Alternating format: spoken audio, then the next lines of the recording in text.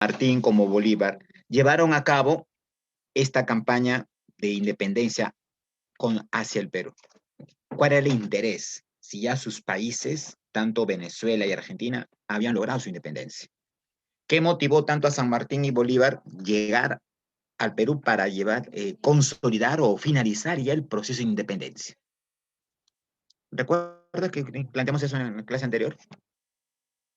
¿Por qué San Martín y Bolívar coincidieron en llevar a cabo la independencia del Perú? Claro, obviamente cada quien con un plan distinto, con un plan diferente. ¿Pero por qué razón? Recuerda, porque ¿en qué parte de Sudamérica se concentraba todo el poder español virreinal en Sudamérica? Era el Perú, pues.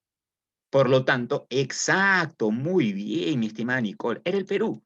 Por lo tanto, tanto Argentina y Venezuela no iban a estar del todo garantizada su independencia si aún se concentraba en el Perú el poder virreinal establecido por España. Por esa razón se lleva a cabo la independencia. Obviamente, tanto San Martín y Bolívar tenían planes distintos para el Perú. Recuerda, ¿qué tipo de gobierno planteaba San Martín para el Perú? ¿Recuerdas? La clase pasada lo hemos dicho. ¿Qué tipo de gobierno planteaba San Martín para el Perú? Claro, muy bien, Uday. Monarquía constitucional. Constitucional. Trata de ajustar tu audio, mi estimado Uday. Pero claro, correcto, monarquía constitucional. San Martín afirmaba que el Perú es un país políticamente inmaduro y por lo tanto es necesario traer un príncipe de Europa para llevar a cabo la dirección política del país. Bolívar no.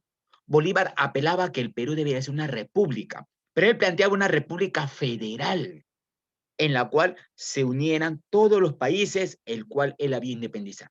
Venezuela, Colombia, Ecuador, Perú, bajo un solo país, bajo una sola dirección, donde obviamente él iba a concentrar todo el poder económico y político. Bueno, y esto termina pues debido a que Bolívar, las ansias de poder, su protagonismo, su ambición desmedida, llevó a cabo de que esta Federación de los Andes, que era su proyecto, fracasara.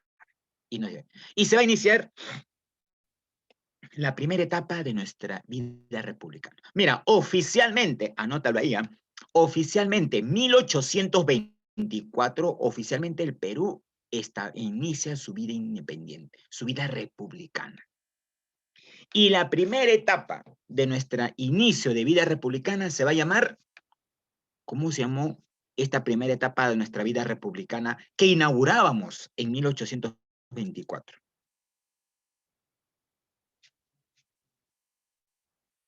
¿Cómo se llamó? Oye, está en tu material, no sé si te lo he visto. El primer militarismo. Sí, los primeros que van a conducir o asumir políticamente la dirección del país, el poder, son militares. Y escúchame, mira, si tú revisas nuestra historia republicana, el Perú en toda su vida republicana ha tenido más presidentes militares que civiles. Mira, hemos tenido un primer militarismo después de la independencia. Hemos tenido un segundo militarismo después de la guerra con Chile. Hemos tenido un tercer militarismo luego del gobierno de Leguía. Hemos tenido un cuarto militarismo, dicen algunos, con Juan Velasco Alvarado y Morales Bermúdez. Y otros militares más como Díaz, Salaverry y otros más. Entonces, esto demuestra que políticamente, mi estimado, el Perú es un país inestable. Profesor, ¿y por qué los militares gobernaron el Perú en ese tiempo?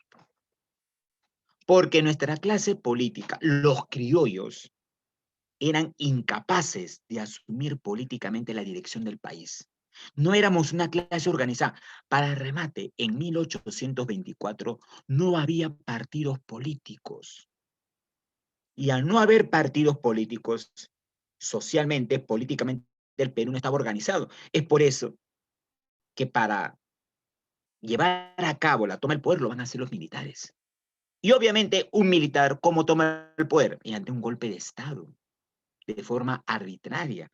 Concentra el poder por la fuerza. Establecen dictaduras. Bueno, esa es la característica típica de nuestro país. En este Perú, en nuestro país, nuestra clase política ha tenido más dictaduras que gobiernos, entre comillas, democráticos. porque esto de la democracia también es un asunto para debatir.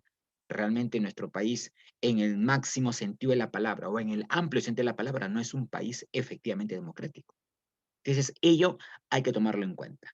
Entonces, empezamos, mis estimados jovencitos. A ver, ¿te llega ahí el PPT? Habla. Sí, Sí. profesor. Muy bien. Entonces, oye, responde, ¿ah? Si no responde, voy a tu casa y te busco con serenazo. Clases privadas.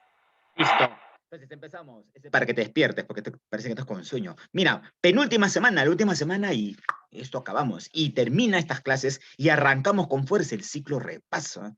Para así estés apuntado, hecho una navaja para el examen de admisión.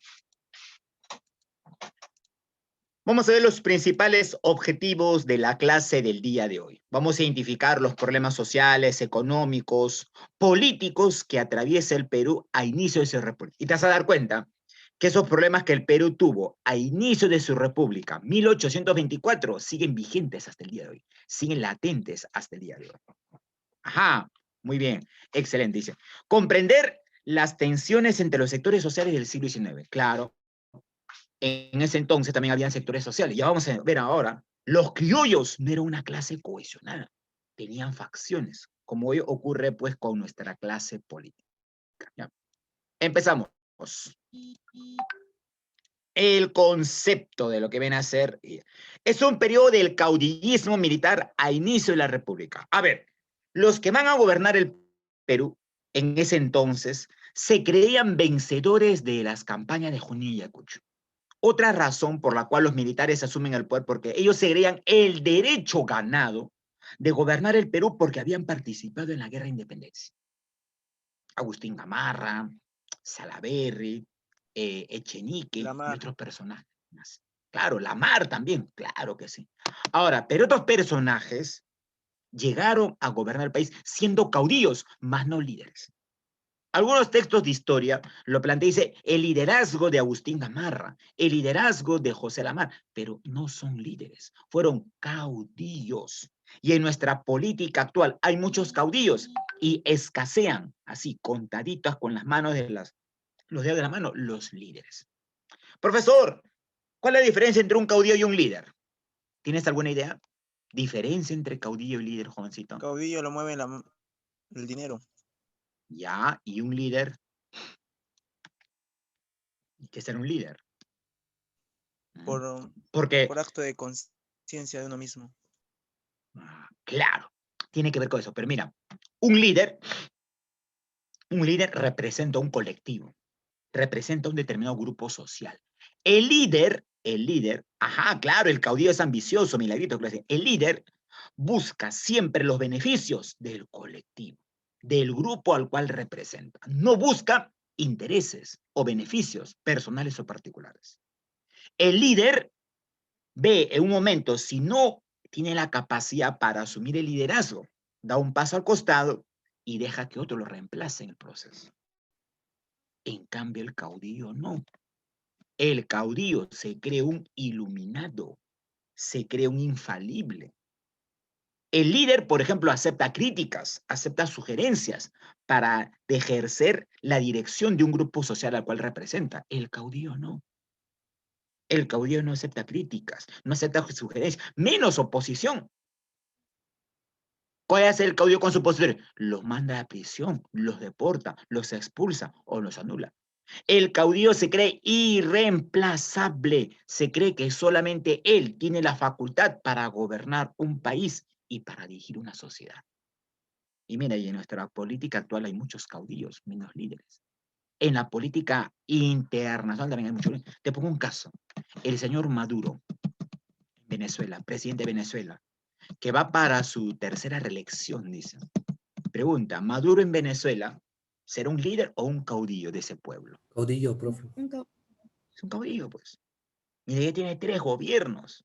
¿Qué ha hecho Maduro con sus opositores, con aquellos que critican su gobierno, que critican su régimen?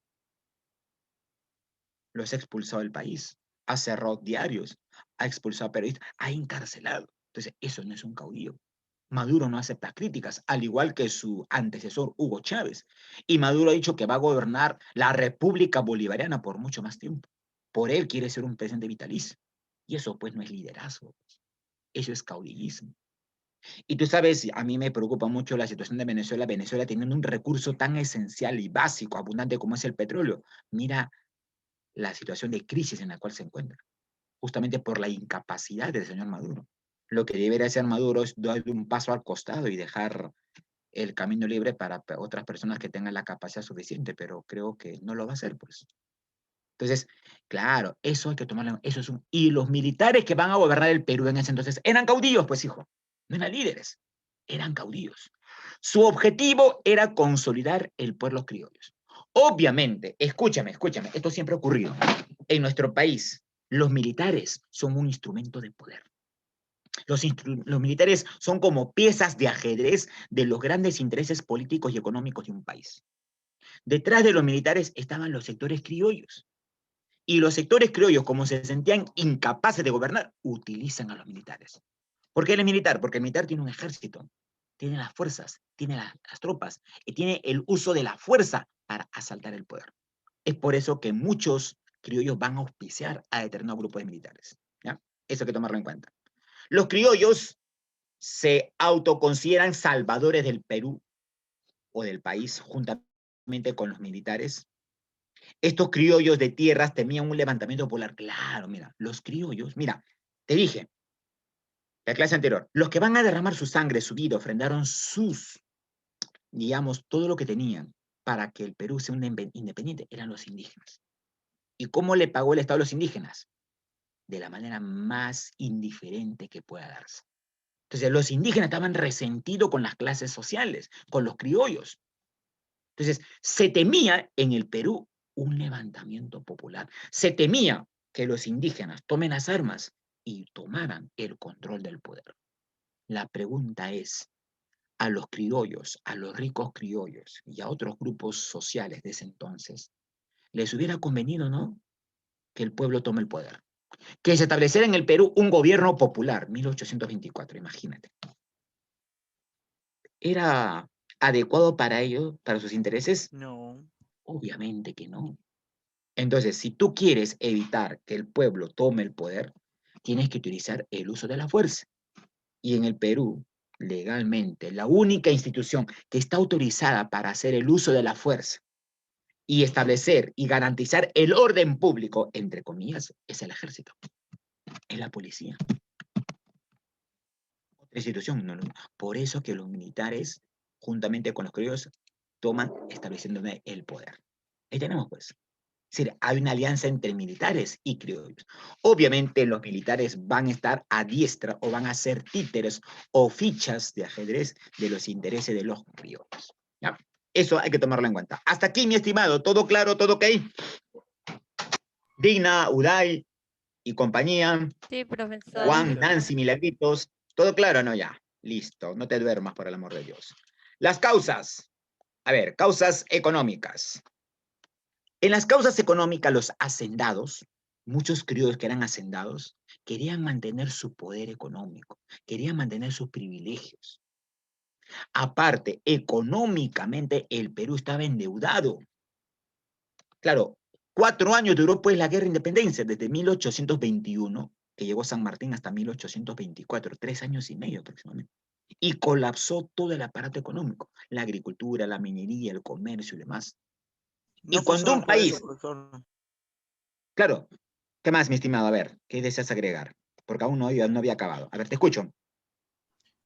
Que como se establece el capitalismo inglés, el Perú llega a endeudarse en la misión de Exacto. García del Río. Ahí, Y desde ahí yo allí iba. abarca la deuda externa de Perú. Exacto. Claro, cuando San Martín establece su breve gobierno protectorado, manda un emisario a Inglaterra y el Perú hace su primer préstamo del extranjero. Aproximadamente 800.000 libras esterlinas, que para la época era una suma millonaria. Y a partir de ahí, como dice el compañero Uday, el Perú empezó a depender económicamente de Inglaterra. Y se inició algo que es impagable hoy para el Perú, la deuda externa. Deuda externa que, por cierto, el señor Vizcarra endeudó más al país. Deuda externa que está incrementándose con estas compras de estas vacunas que están comprando a un sobrecosto total. Y eso nadie lo explica. Todo el mundo está contento con las vacunas, pero nadie nos explica por qué el Perú ha comprado una vacuna que cuesta aproximadamente casi más de $70 en el mercado, cuando hay otras vacunas, la rusa o la inglesa, que están a no más de 20 a $18 su precio. Entonces, hay un gran negociado que no se quiere dar a conocer en el torno pues, a este negocio de las vacunas. Bueno, así siempre ha actuado pues, nuestra clase política. Y lo que dice Uday es correcto. El Perú estaba en una crisis económica, el Perú estaba endeudado externamente de Inglaterra, y pregunta, ante una crisis económica como la que estamos viviendo hoy, debido a esta cuarentena y debido a esta pandemia del COVID-19, ¿qué sector social es el más afectado, el más golpeado ante una deuda, ante una crisis económica? Los grandes grupos La económicos, clase las obrera grandes clases campesina. políticas, la clase obrera, la clase campesina, y es el pueblo el que va a sentir los efectos. Entonces, eso tenía que tomarlo en cuenta, ya, mi estimado. Bueno, la moneda estaba devaluada, pues, la devaluación total, había escasez de producto, y en una economía, tú estás llevando economía, cuando en una economía, en un mercado, escasean los productos, como productos agrícolas o productos que requerían satisfacer necesidades, ¿qué pasa con sus precios? Aumento. Bajan, ¿no es así? Cuando un producto escasea en el mercado, ¿su precio baja o se incrementa? Aumenta. Aumenta. Incremento. Se incrementa. Se inició en nuestro país la devaluación de nuestra moneda, y esta devaluación generó poco a poco un proceso inflacionario. Y el proceso inflacionario se registra en el aumento de precios de los bienes y servicios. Claro que sí. Gracias por tu aporte, mi estimado Dai. Excelente. En los elementos sociales, desempleo total, pues. Colapsó la agricultura, colapsó la minería, colapsó el comercio. Los montoneros que fueron partícipes de la independencia, que participaron en el RP, empezaron a protestar, empezaron a exigir cambios, porque los indígenas pensaban que la independencia iba a traer cambios significativos para él. Mira, vamos a cumplir 200 años de vida republicana. Te pregunto, mira, 200 años, 2 siglos. Pregunto, ¿ha cambiado en algo la situación del indígena? El indígena es un sector social articulado por el Estado le da los beneficios al indígena. Ve Ayacucho, Andahuayla, Apurímac, pueblos de 3.000 a 4.000 metros de altura, donde no hay ni siquiera hospitales, donde no hay colegios, donde no hay pistas. ¿Has visto? Yo he visto niños o madres que con sus hijos enfermos tienen que caminar casi como 30 kilómetros para encontrar una posta, donde no hay un médico, menos medicina. Oye, eso en un contexto del bicentenario, para mí es indignante. Entonces yo me pregunto, entonces, ¿qué estamos celebrando? ¿Qué vamos a celebrar este año? ¿Vamos a celebrar eso? Desigualdad, atraso económico, pobreza, miseria para nuestros grupos indígenas. Porque así es donde viven nuestros hermanos indígenas, ¿ah? O no sé, o me equivoco. O si me equivoco, corrígeme, porque estoy hablando de que es la realidad de este país. Entonces, la situación del indígena, desde la época de independencia al día de hoy, el llamado bicentenario que el gobierno lo va a celebrar con pompas y platillos, no ha sido un cambio significativo, pues. Y en eso tú tienes que tener en cuenta. Los campesinos estaban descontentos con el gobierno de los criollos, obviamente, pues. Participaron en la guerra, ofrendaron sus vidas y no fueron partícipes ni siquiera en la política de nuestro país. Entonces, situación que hasta hoy sigue siendo vigente, pues. A nivel político, está el triunfo de los criollos en independencia y una vez más, pues, los criollos van a buscar proteger sus propios intereses. Y para buscar proteger sus propios intereses, tienen que tener, pues, el respaldo de los grandes grupos militares. Es como el día de hoy, pues. A nuestra gran burguesía, afiliada a la CONFIEP, porque debes saber tú, ¿no? Creo que sí lo sabes. La CONFIEP es el grupo de empresarios que concentra a nuestra burguesía y es la CONFIEP la que marca la agenda política en este país, pues. Es la CONFIEP la que ejerce la dirección política del Estado. Es la CONFIEP que pone hoy los candidatos habidos y por haber para ver cuál es el candidato que va a representar, proteger sus propios intereses. Y nos hacen creer que esto es democracia. Entonces, eso también tú tienes que tomarlo en cuenta, ¿no? Lo que van a hacer los respectivos. Y a nivel de las causas ideológicas, obviamente va a haber una clara influencia pues, de la Iglesia Católica, que también va a buscar concentrar, asegurar, tener ciertos intereses económicos y políticos. Y sobre todo, mira, una gran interrogante, mira. En nuestro país, hasta la fecha, hay una ausencia de proyecto nacional. Los criollos, juntamente con los militares que van a tomar el poder, no tenían ningún programa de proyecto nacional. ¿Qué quiere decir esto, profesor?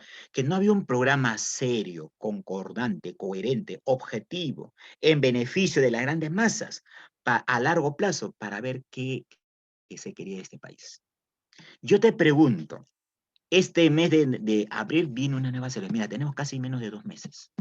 Los actuales partidos políticos, que a mi parecer son partiduchos, más no partidos políticos, ¿tienen un proyecto nacional? ¿Tienen un proyecto de país a largo plazo? ¿Realmente querrán resolver los problemas de este país? Te pregunto, mira, se están presentando creo 21 candidatos. ¿No? Pregunta, ¿estos partidos políticos, que ya tú los conoces porque están en el medio, tendrán un proyecto nacional de país? ¿Tú qué crees? Un proyecto en el cual involucre resolver la problemática de las grandes mayorías, ¿no? De los 36 millones de habitantes que aproximadamente somos en este país. ¿Existirá eso? Tengo por seguro que es bastante desierto eso. O sea, no es coherente. Por lo tanto, hasta el día de hoy, en nuestro país, ningún partido político ha tenido este proyecto de país, proyecto articulado a un largo plazo. Hay la ausencia de un proyecto nacional en la cual debe incluir a todos los sectores sociales. Pero vemos que en nuestro país no hay proyectos inclusivos, pero todos son exclusivos. Todos los proyectos se figuran en Lima, se centran en Lima y es generando, pues, digamos, un abandono, un desinterés hacia las provincias y hacia los grandes grupos que en nuestro país son indígenas o principalmente amazónicos. Entonces, esa es la gran diferencia, pues. No tenemos un proyecto de país y es la razón por la cual el Perú está como está. Orígenes de eso. Entonces, date cuenta que desde los inicios de la República los problemas que tiene el Perú hasta hoy siguen presentes y en algunos casos se han agudizado. ¿Ya? Se han agudizado. Bueno, ahí tenemos pues los sectores populares que vivían pues solamente en la total miseria, grupos de negros, grupos de criollos, algunos grupos de mestizos, de mulatos y unos que otros esclavos. Mira, estábamos recién en la República y el Perú todavía seguía siendo un país esclavista. Recuerda que los esclavos, la esclavitud no fue abolida. Pero profesor, San Martín estableció la abolición de la esclavitud, pero recuerda que San Martín planteó solamente la liberación de esclavos nacidos después del 28 de julio, de proclamar la independencia. Los demás seguían siendo esclavos. Entonces, el Perú era un país, muchos dicen, con elementos feudales y elementos capitalistas. Si bien es cierto el capitalismo, como ha dicho Uday, incursionó en el país, en el Perú, con el control de Inglaterra, aún el Perú tenía rezagos de feudalismo y el esclavismo es un elemento de ellos. Y también digamos, el latifundismo o el poder de los hacendados en esa parte. Bueno, en situación económica, creo lo hemos dicho ya. Uy, perdón. A ver. Ya. Deuda externa e interna, el Perú estaba endeudado, escasez de alimentos, se seguía estableciendo el cobro de tributos indígenas, la exportación de minerales, lana, sin valor agregado, creo que lo hemos explicado ya. Obviamente, si el Perú exporta minerales sin valor agregado y los vende al extranjero, pregunta, ¿los va a vender a un alto costo o bajo costo? Barato. Pues. Y los países industrializados lo transforman en productos elaborados y sofisticados y nos lo venden a un altísimo costo. En términos resumidos, eso es dependencia económica. La moneda que va a circular en esto es el real y el peso del cual tienes ahí. Van a haber latifundios de las haciendas criollas. Latifundios son pues grandes haciendas donde eran explotados los indígenas y algunos esclavos negros. Y una vez más, como dijo el compañero Uday, la dependencia económica hacia Inglaterra. Y recuerda, ¿quién financia la campaña de San Martín y Bolívar? Cuando San Martín y Bolívar llevan la independencia de Sudamérica, ¿qué país económicamente financió ambas corrientes? ¿Qué país fue? Los ingleses. Los ingleses, pues. Porque Inglaterra quería que Sudamérica se independice políticamente de España para ellos tomar el control económico. Porque aquí en Sudamérica habían grandes recursos naturales, minerales, petróleo, caucho, Y sobre todo, Sudamérica era un atractivo mercado para colocar posteriormente la producción inglesa, que se va a dar años más tarde, lo que viene a ser con la llamada, pues, revolución industrial, en la segunda revolución industrial, que ya tema que veremos. Bueno, ahí tenemos, pues, la forma de vida de las poblaciones populares, ¿no? La población miserable, viviendo en la total pobreza, exclusión y apartado social. Se seguía manteniendo lo que es el yanaconaje. ¿Qué es el yanaconaje? Cuando los campesinos, que no tenían tierras, porque las tierras las habían arrebatado los hacendados, se coloca o se somete a trabajar bajo las condiciones de los hacendados. El hacendado le da una pequeña parcela de tierra a cambio de que este campesino trabajara gratuitamente, sin pago alguno, en las tierras de estos hacendados, generando producción económica, generando riqueza económica, principalmente para el hacendado, en desmedro de la explotación de la fuerza de los campesinos. Oye, el campesino no tenía ni siquiera tierras, era un desposeído total. Inclusive el campesino no era considerado ciudadano, ni siquiera podía participar en política, porque para ese entonces se planteaba que los únicos que podían participar en política eran las clases que tenían altos ingresos económicos y la población alfabeta. ¿Qué quiere decir población alfabeta? ¿Qué entiendes cuando digo población alfabeta? Que sabe hablar. Que Que sepa, sabe leer. que sabe leer y escribir, pues. Oiga, en ese entonces, inicia la República, había en el Perú casi 4 millones de indígenas. Muchos, casi todos, no sabían leer y escribir. No tenían acceso a la educación. Y la gran pregunta, los grandes grupos políticos y los criollos, ¿por qué no daban educación en ese entonces a los grupos indígenas? ¿Qué te permite a ti la educación? ¿Generar qué? ¿Con solamente conocimiento? No. La educación transforma tu conciencia, transforma tu forma de pensar. Y cuando tú transformas tu conciencia, tu forma de pensar, puedes criticar, puedes cuestionar el sistema vigente. Pregunta, a los grupos criollos que gobernaban junto con los militares el poder, ¿les convenía que los indígenas sean críticos, analíticos, reflexivos de la situación que vivían? Obviamente, ¿no? Por lo tanto, no le van a dar acceso a la educación. Lo van a tener prácticamente, aparte de no saber y escribir, simplemente irreales, digamos, le van a negar el desarrollo de su sociedad, de su conciencia y de su situación para evitar algún tipo de cambio que pueda darse. Por eso que Nelson Mandela. ¿Alguien sabe quién es Nelson Mandela? A ver, cultura general. ¿Quién es Nelson Mandela? Mi estimado Uday, ¿tiene conocimiento quién es Nelson Mandela? Oiga, sería bueno que revises, ¿ah? Nelson Mandela decía lo siguiente, el arma más poderosa de un pueblo, más poderosa que la bomba atómica, es la educación, decía. Y eso es cierto, pues. Eso es cierto, la educación es... Claro, muy bien, Iker, expresidente de Sudáfrica. Investiga quién fue líder del personaje que va a luchar contra el apartheid en Sudáfrica. Investiga qué es el apartheid. Ya en otro tema, en otra clase quizás hablaremos de ello. Por eso que la educación es el motivo de cambio, pues. Y la educación permite transformar tu conciencia. Y solamente transformando tu conciencia puedes transformar tu actitud, tu personalidad y tus acciones y planes que puedas trazarte en adelante. Aquí quería centrarme un momento, mi estimado. Ahí está. Gracias por las palmas. Mira, te dije que en estos años no había ningún partido político. Pregunta, cultura general. ¿Cómo se llama el primer partido político que surge en el Perú? Y no surge acá, surge años después, en la época de la prosperidad falaz, 1840-45 aproximadamente. ¿Cómo se llamó el primer partido político? Y no me digas el APRA, que no es el APRA. El APRA surge en 1920. ¿Cómo se llamó el primer partido político del Perú? Surge casi en los 1870, años antes de la guerra con Chile. ¿Alguna idea? No me googlees, a ver, dime. Primer partido político del Perú. ¡Ah! Por el amor de Dios.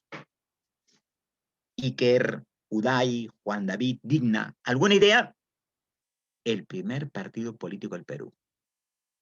Escúcheme, el primer partido político del Perú es el Partido Civil, partido que se formó protegiendo los intereses de los consignatarios que llegaron a enriquecerse con el negocio del guano, 1870 aproximadamente.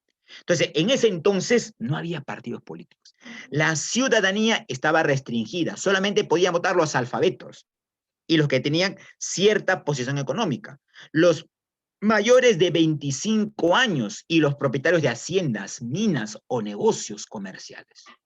Entonces, de ley y de cajón, el pueblo excluido, indígenas excluidos, no podían participar en política.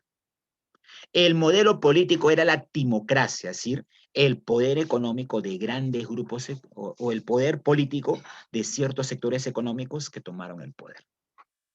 Esto, como dice ahí el elemento, excluyó a las grandes mayorías. Ahora, si bien es cierto, no habían partidos políticos en esta época, sí iban a haber sectores que tenían ideas de pensar distintas.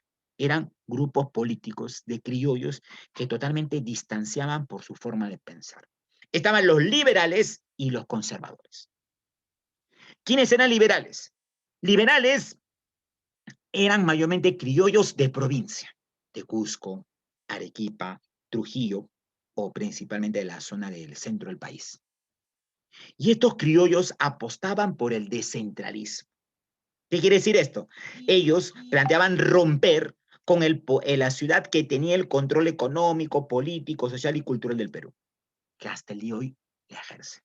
En la actualidad, ¿qué ciudad de nuestro país, qué provincia de nuestro país tiene el control económico, político, social de todo el Perú? Lima. Lima, pues. Todo gira en contra de Lima. ¿Profe, y eso es perjudicial? Claro que sí, pues. Mientras Lima concentra el poder y mientras Lima tenga mayor poder económico, político, social y cultural, ¿qué pasará con las provincias? Crecerán a un ritmo lento y siempre van a crecer a sombras de lo que viene a ser Lima. Por eso que los liberales proponían eso. Proponían el libre comercio, establecer el libre comercio con países como Inglaterra, Francia, Alemania y otros más. Aparte, los liberales dicen, el primer poder del Estado es el legislativo. Para los liberales, el legislativo, representado por el Congreso, está por encima del poder ejecutivo. En cambio, los conservadores no. ¿Quiénes eran conservadores? Eran los criollos de Lima. Bueno, le llamaban conservadores porque querían seguir conservando su estatus, sus privilegios económicos y políticos que habían heredado de la colonia. Ellos apostaban por el centralismo, pues. Ellos querían que Lima siga concentrando el poder económico, político. Planteaban el proteccionismo, es decir, que el Estado protegiera sus inversiones económicas. Y sobre todo, ellos cuestionan y dicen, el primer poder del Estado es el Ejecutivo. El Ejecutivo está por encima del Congreso. Y el Ejecutivo es el primer poder del Estado. Recuerda, hoy en nuestro país, ¿quiénes representan el poder ejecutivo? El presidente, los ministros y el premier. Claro, presidentes. Para los conservadores, el presidente y los ministros están por encima del Congreso. Para los liberales es lo contrario. Para los liberales dicen, no, es el Congreso, es el que está por encima del presidente y sus ministros. Entonces, entre conservadores y liberales van a haber una contienda. Por eso, los militares que van a gobernar años después, en esta etapa del primer militarismo, muchos de ellos van a representar a la tendencia liberal y otros van a representar a la tendencia conservadora. ¿Ya? ¿Y yo qué tal? Ah, Nicole, a ver. Centralización, mi estimada Nicole, significa que en este caso en nuestro país, Lima, concentra el poder económico, el poder político, el poder cultural, y de esa manera genera en Lima un mayor desarrollo en estos aspectos, motivando pues que las provincias crezcan a un ritmo menor y que las provincias estén opacadas o vivan a la sombra del desarrollo libre. Y eso es algo que ocurre hasta el día de hoy. Pregunta, ¿cuántos habitantes tiene Lima? Aproximadamente, según el último censo que se hizo. 11 millones. Casi 12, 13 millones de los 36 que tengo, es decir, casi las 3/4 partes de la población del Perú se concentran en Lima. Y ese es motivo, pues, que en los años 50, 60 se han dado las grandes migraciones. Y esto hay que tomarlo en cuenta, ¿ya? Aquí tenemos, pues, miren, Tenemos ahí los sectores indígenas, excluidos, marginados, apartados, discriminados de toda condición política en nuestro país.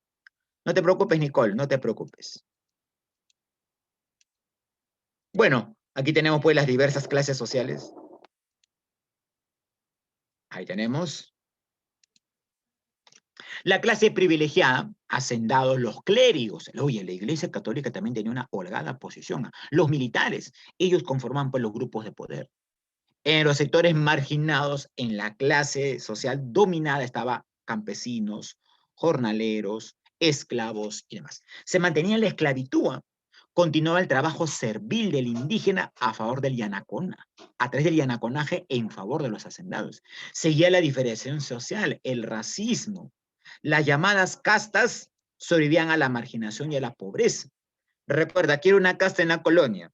La mezcla pues entre el esclavo, el indígena, el español y el negro, que salían diversos cruces étnicos. No se desarrolló una cohesión social. Ese es un grave problema. Tanto liberales y conservadores no articularon a todos bajo un proyecto de nación. Yo te pregunto, el día de hoy, año 2021, año que vamos a celebrar con bombos y platillos según el gobierno, el bicentenario, ¿el Perú será una nación?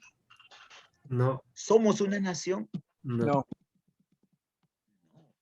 ¿Y qué viene a ser una nación entonces? un país en el que se hable un solo idioma, un solo pensamiento, o bueno, al menos un solo idioma, con una misma idea Claro, futura. exacto. Mira, una nación, dice, es cuando en un país hay una cohesión, hay una unidad en torno a un sistema económico que los une una tradición común, un pasado histórico, una situación idiomática en común. Y como dice Uday, hoy lamentablemente no somos una nación. Algunos hablan, sociólogos, antropólogos y demás, hablan de que el Perú es un conjunto de naciones. Por ejemplo, está la nación Huanca en el Valle del Mantaro. Tiene su propia forma de hablar, su propia costumbre, sus propias tradiciones. Pero vas a la zona sur, está por ejemplo la nación de los Aymaras en Puno, su propio idioma, sus propias costumbres. Vas a la región amazónica, hay diversos pueblos en la Amazonía, Shipibos, Mashiguengas, Huitotos, Conibos y otros más. Cada quien tiene su propio idioma, sus propias costumbres, tradiciones, creencias. Por lo tanto, el Perú es una mezcolanza de diversas naciones. Y hasta la fecha, ninguna clase política, ningún presidente que ha llegado a este país ha permitido articular a todas estas naciones en un solo proyecto. Eso es algo grave en un país. Por eso había que pensar y había que refrendar qué estamos celebrando. Hoy, tú sabes que el gobierno va a designar una gran partida económica para celebrar el bicentenario. ¿Pero qué estamos celebrando? ¿Realmente somos un país? ¿Realmente somos una nación? Entonces, sería bueno un poco el día de hoy, en este año, reflexionar en torno a qué queremos de país. Y te digo esto porque tú eres muy joven y tú eres el protagonista de la historia. Tú, mi estimado jovencito, vas a escribir la historia de este país en los próximos años. Yo no, ¿ah? Yo 10 años más y soy 5 metros bajo tierra. Pasaré a ser historia, polvo, como quien dice. Pero tú eres el protagonista, pues. Por eso en ti auguramos la esperanza del cambio de este país. Porque la pregunta es, profesor, ¿este país quién lo cambia? Mi abuela dice cada vez que hablo con ella, me dice, hijo mío, este país ya no lo salvan ni los rezos, ¿eh? Ni Dios va a salvar este país. ¿Eh? Bueno, él tiene su propia manera muy particular de pensar sobre este personaje. Entonces, el único que va a salvar este país es la situación social, pues, son ustedes, los jóvenes, porque hay un dicho que dice, los jóvenes son el futuro del mañana, dice, pero pienso que no es así. Los jóvenes es el accionar del hoy. Si los jóvenes no accionan, no son protagonistas, lamentablemente no vamos a poder.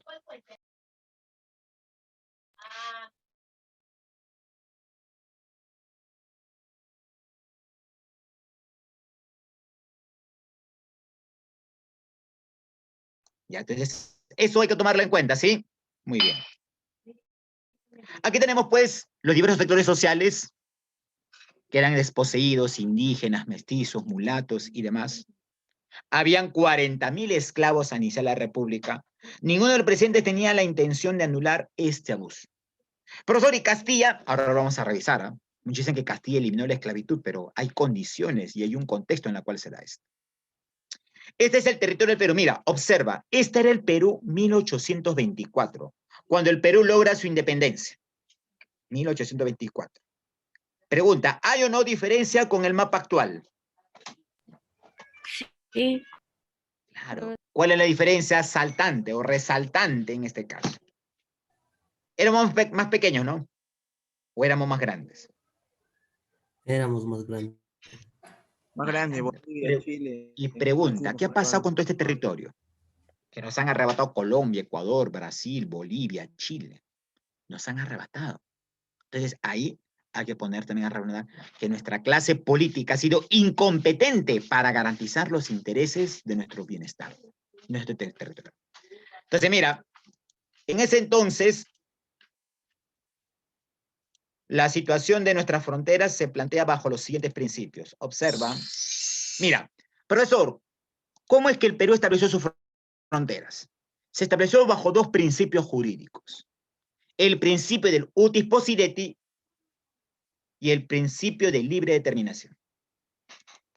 El principio del utis possidendi, ¿qué quiere decir? Utis possidendi es una palabra latina que quiere decir poseer lo que se sigue poseyendo. ¿Qué dice este principio? Que el Perú iba a tener el mismo territorio geográfico que tenía en la colonia, que era ese que se encuentra ahí. Bajo este principio, el Perú logra recuperar Maynas. A ver, observa acá el mapita. ¿Dónde queda Maynas? ¿Alguien puede decirme? Actualmente, ¿qué provincia es Maynas? Esto que está acá, mira, cuya capital es Iquitos. ¿A qué región me refiero? Selva. Cuya capital, claro, es la selva, pero ¿qué región específica? ¿Qué Loreto. región? Loreto. Loreto, en ese entonces, 1824, era Maynas. Y Maynas nos intentó arrebatar la Gran Colombia. Oye, Bolívar, año después que fracasa su proyecto, crea la Gran Colombia. Venezuela, Colombia, Ecuador. Y Bolívar intentó arrebatarnos la Gran Colombia. Pero gracias a este principio que decían, un momentito, señor Bolívar, Maynas, desde la época virreinal, ha pertenecido al Perú. Y por lo tanto, como el Perú hoy es independiente, también le pertenece. No tiene ningún derecho jurídico de arrebatar Maynas. Y el Perú recuperó Maynas. Si no fuera así, oiga, Maynas hubiera pasado a formar parte pues, de Colombia, lo que es Iquitos, la región de la selva, que es la más grande del país. Y bajo el principio de libre determinación, ¿qué quiere decir libre determinación? El pueblo, mediante un plebiscito, designaba a qué país debía pertenecer. ¿Saben qué es un plebiscito, no? Claro. En términos jurídicos. ¿Qué es, mi estimado? Ilústrame. Por favor, vamos, lúcete, mi estimado. Da tu aporte, hijo mío. ¿Qué es un plebiscito? Votación popular. La votación popular. O sea, se le consultaba al pueblo, a ver, a ustedes, ¿a qué país deciden pertenecer? ¿País A o país B? Bajo este principio, el Perú perdió Guayaquil, porque Guayaquil decidió formar parte de la Gran Colombia, pero ganó Jaén. Oiga, profesor, ¿dónde está Jaén? Actualmente Jaén, ¿a qué provincia pertenece? Mira, observa ahí. Jaén. ¿Qué región es ¿Trujillo? Jaén? ¿Dónde? No, Trujillo, no, es parte de la ¿Chachapoyas? alta. Chachapoyas, pues lo que es la región de Amazonas, cuya capital va a ser Chachapoyas. Claro, la zona de Jaén pertenecía a lo que era la región Amazonas, que gracias a este principio, el Perú recuperó esa zona. Y no la perdimos debido a los intereses de la Gran Colombia. ¿Ya? ¿Ya? Aquí tenemos, a ver, vamos a ver el siguiente contexto. En el primer militarismo, vamos a marcarlo en dos etapas, ¿ya? La etapa república temprana de 1827 a 1824 y la prosperidad falaz de 1824 a 1872, años antes de la guerra con Chile. ¿Ya? Entonces, esas condiciones vamos a tomarla en cuenta y vamos a explicar cada una de ellas. Empezamos con la república temprana. Bueno, esta es una imagen del gran pintor peruano Pancho Fierro, que a través de estas pinturas y ellos demuestra, esto es lo que es el ingreso del arco en la zona del Rímac, donde hoy está la fábrica Bacchus y Johnston, productora de lo que viene a ser, si no me equivoco, cerveza. Entonces, esto es lo que era el Paseo de las Aguas, llamado a las orillas del río Rímac. Un dibujo al año 1828. de cómo se puede haber visto Lima en ese entonces a inicio de la República. Llega el primer gobierno de este personaje, José de la Mar. Por cierto, este presidente había nacido años atrás en Guayaquil. Pero en 1827, ¿qué pasó con Guayaquil? Perdimos Guayaquil. Nos arrebató Bolívar y pasó a formar parte de la Gran Colombia. Él va a ser el primer presidente del Perú. Gobernó 2 años. No mucho tiempo. ¿Por qué, profesor? Porque fue dado por un golpe de Estado. Es un representante de tendencia liberal. Recuerda que aquí los criollos van a haber una disputa entre liberales y conservadores. Pregunta, ¿los liberales a quién le dan mayor peso? ¿Al Congreso o al Ejecutivo? Liberales al Congreso. Al Congreso. Los conservadores al Ejecutivo. ¿Qué planteaban los liberales? ¿Centralismo o descentralismo? Descentralismo. Descentralismo. Y mayormente apostaban al desarrollo de las provincias. Los conservadores no. Los conservadores apuestan a un ejecutivo fuerte, apuestan a que Lima siga siendo el centro político y económico, y apuestan sobre todo a que los hacendados tengan acceso directo al que es el poder. Este personaje reimpone el tributo indígena. Oiga, el Perú estaba en crisis, no tenía ni un centavo. Entonces, este señor dice lo siguiente, un momentito. ¿Quiénes son mayoría en el Perú? Los indígenas. Entonces, ellos deben apostar y deben sacrificarse por salvar económicamente el país. Le impone más impuestos. Oye, mira, el indígena no tenía tierras, el indígena era explotado, el indígena no era considerado ciudadano, el indígena no podía votar, no podía participar en política y encima el gobierno le aplica impuestos. Oye, una situación descomunal, pues. Pero así actuó, pues, el señor Agustín Gamarra.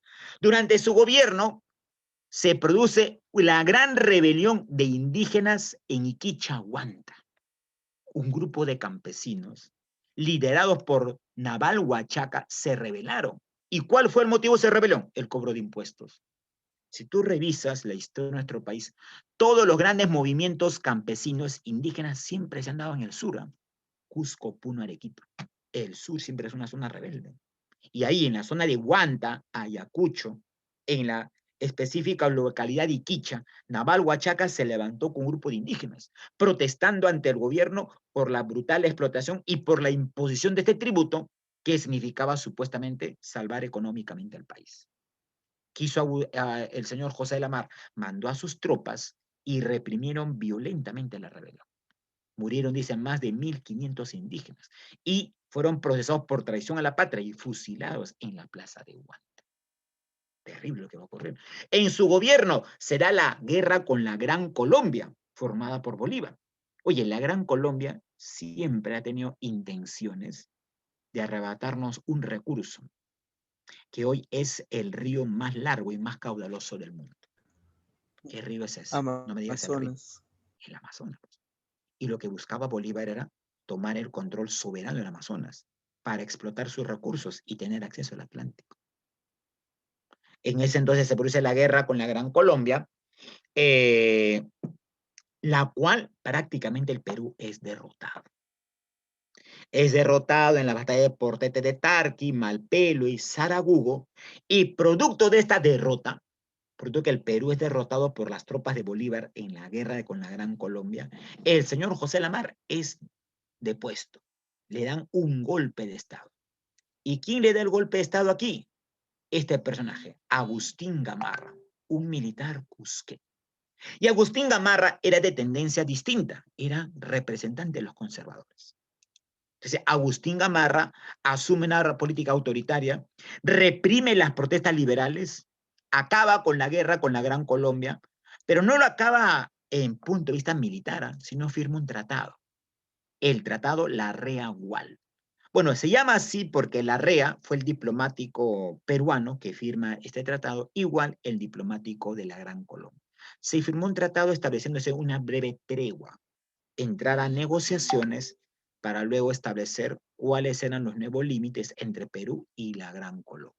Bueno, al menos fue un poco más hábil Agustín Gamarra porque llevar a cabo una guerra no era favorable para el Perú. Estábamos en crisis, había descongestión o protestas sociales y no era conveniente llevar a cabo una respectiva guerra. ¿Ya? Ahora, pero su excesivo autoritarismo va a ser criticado en el Congreso por González de Paula Vigil. personaje que va a criticar totalmente el gobierno autoritario, represivo, dictatorial, por así decirlo, del señor Agustín Gamarra. ¿Ya? Agustín Gamarra. En su gobierno va a ejercer pues un gobierno ejecutivo fuerte. Ahora, se manifiesta, se dice que en el gobierno de Agustín Gamarra, el que realmente, bueno, a manera de anécdota, bueno, cuentan los que han estudiado el tema, que el que gobernaba realmente el poder, o había una mujer detrás del poder de Agustín Gamarra, que era su esposa. Algo así como ocurrió con Ollantumala, ¿no? Cuando Ollantumala gobernaba el Perú, dice que una mujer era la protagonista, era la sombra oscura del poder. ¿Quién era este personaje?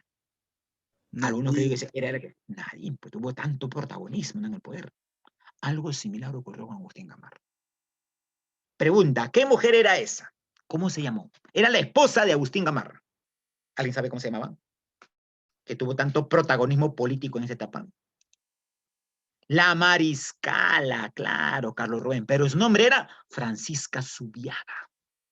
Oye, Francisca Zubiaga, apodada en ese entonces la Mariscala, esposa de Agustín Gamarra, fue el que dice, tuvo tanto protagonismo político que inclusive opacó y ensombreció al propio Agustín Gamarra. En su gobierno, Agustín Gamarra tuvo más de 18 intentos de golpe de Estado. ¿Saben quién eliminó todos estos intentos de golpe de Estado? Su esposa.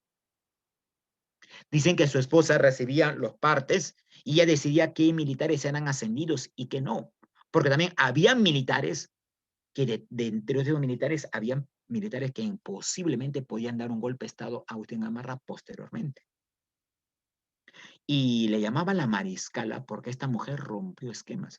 Oye, en esa época la mujer estaba supeditada totalmente al varón.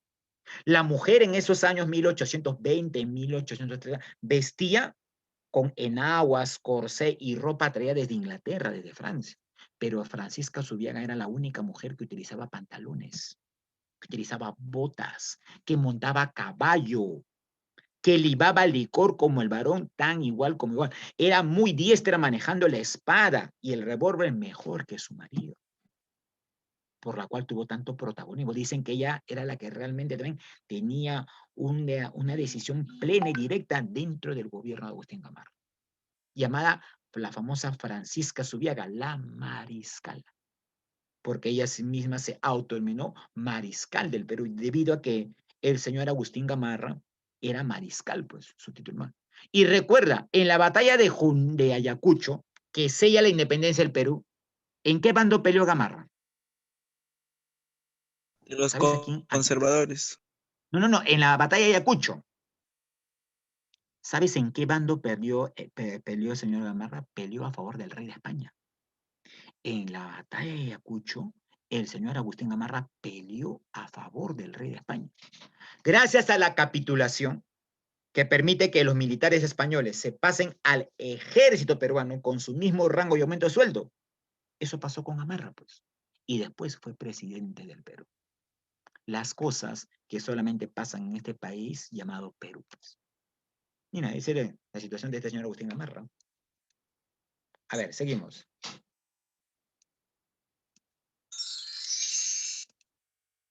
Y viene este personaje, José Luis de Orbegoz, representante de los liberales. Durante su gobierno, el señor Orbegoso va a llevar, dice, las tropas gamarritas a cargo de medios, se amotinan y luego se unen al gobernante, el llamado Abrazo de Maquinguayo. Explotó el caudillo, conservador Gamarra, emitió la concesión. A ver, ¿qué ocurrió? Durante su gobierno del señor Orbegoso, el señor Bermúdez se levantó en armas y se unió a Agustín Gamarra para darle un golpe de Estado a Orbegoso. ¿Ya? Pero, ¿qué ocurre? En la zona de Jauja, en Maquinguayo, donde debía de desarrollarse la batalla, Bermúdez debió unirse al señor Gamarra para enfrentar a Orbegoso y sacarlo del poder, porque Gamarra quería retomar otra vez el poder. Pero se cuenta que Orbegoso fue mucho más hábil. Noche antes se había reunido con Bermúdez y le había ofrecido ciertos cargos políticos en el gobierno. Entonces, antes de enfrentarse a la batalla, dice que el general Bermúdez se baja el caballo, se dirige directamente a Orbegoso, el cual también se baja en su caballo, y ambos se abrazan en el centro del campo de batalla. Dado este abrazo, todas las tropas de Bermúdez, que supuestamente era el aliado de Gamarra, se pasaron al lado de Orbegoso, dejando solo en el campo de batalla a Agustín Gamarra. Y obviamente, Agustín Gamarra no iba a ser pues descabellado en llevar a cabo una batalla sabiendo que tenía un grupo desproporcional de hombres. Bermúdez y Orbegoso superaban hasta en doble al número de tropas que tenía Gamarra. Por lo tanto, que Gamarra abandona el campo de batalla. Y a partir de ahí, el señor Orbegoso expatria a Agustín Gamarra. ¿Se me significa la palabra expatriar, no? ¿Qué significa expatriar? Lo exilia. Lo exilia, lo expulsa del país, para evitar pues que Gamarra sea un impedimento, un obstáculo a los intereses políticos de Orbegoso. ¿Ya? Eso hay que tomarlo en cuenta. Este gobierno va a ser un momento intenso, alzamientos, oposición. Todos estos gobiernos no duraban ni siquiera 3 años, ¿eh? Eran gobiernos totalmente inestables. Es así que este gobierno lleva a cabo lo siguiente. A ver, mira, un momentito acá. Ya, un dato interesante. Todo el mundo pensaba que Orbegoso era un presidente mucho más estable, pero Orbegoso tuvo un gran defecto: confiar en su brazo derecho, en su amigo inseparable, bueno, supuestamente amigo, el señor Felipe Santiago Salaverry, un joven general. Mi abuela dice, a veces los enemigos se encuentran más cerca de lo que tú imaginas. Y era muy cierto.